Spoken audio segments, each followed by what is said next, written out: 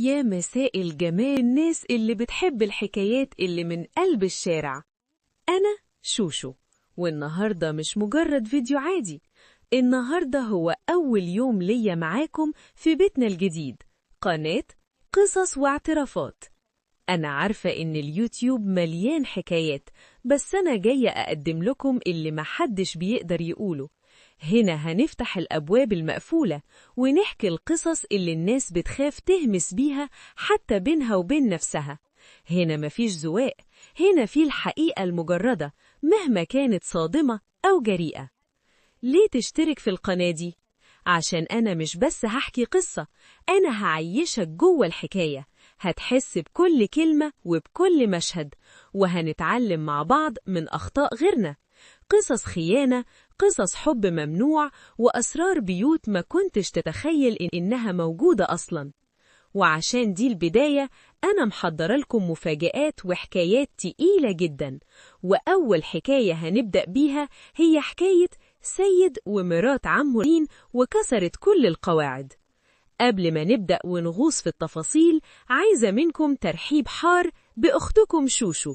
ارزعوني اللايك المتين واشتركوا في القناة وفعلوا الجرس عشان نكبر مع بعض ونبني أكبر تجمع لعشاق القصص الواقعية. جاهزين؟ استعدوا وخلوا ودانكم معايا، ويلا بينا نبدأ أول حكاية.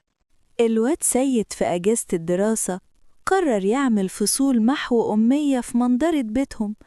أنا كنت قاعدة في البيت زي المنظرة وهو قاعد على مكتبه. قلت له صباح الخير يا سيد، أنا جاي أسجل اسمي. قال لي كويس يا مرات عمي، تنوري.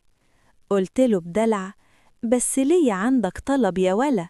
عمك صالح عاوزني أنا والبت زينب بنت خالي اللي جوزها مات نتعلم لوحدنا. عمك مكسوف من أهل البلد ومش عايز حد يشوفنا. طبعا جوزي ما يعرفش حاجة، بس أنا كنت برسم خطتي. قال لي بس كده، من عيني يا مرات عمي، ده انتي تؤمري. هاتي زينب وتعالوا المغربية. جت المغربية ودخلت أنا وزينب. زينب بنت خالي كانت زيي، جريئة في الكلام وعندها مغامرات وحكايات تشيب. وقف يشرح، سمع ضحكتنا وبصلنا وضحك وقال ركزوا معايا، ورجع يكمل. بعد أسبوعين الواد سيد كان بيكلم في التليفون وواقف عند باب المنظرة. احنا جوه، وكنت أنا وزينب عمل صوت برجله ودخل علينا، بس أنا كنت شايفاه وهو بيشرح. وقف قدام السبورة يشرح، لمح بنت خالي زينة أستاذ، ابقى علم عمك وقف ازاي.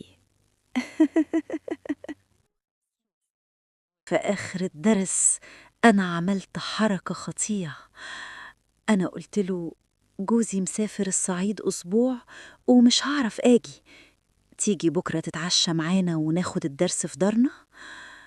تاني يوم جه دخل البيت ومفيش غيري. أنا كنت قصد أطير زينب وأولاد جو. عايز أصحح الواجب وأنا حاسس بالأول مزدوجة. أنا عايزكم بكرة في داركم وزينب تكون جاهزة قبلك.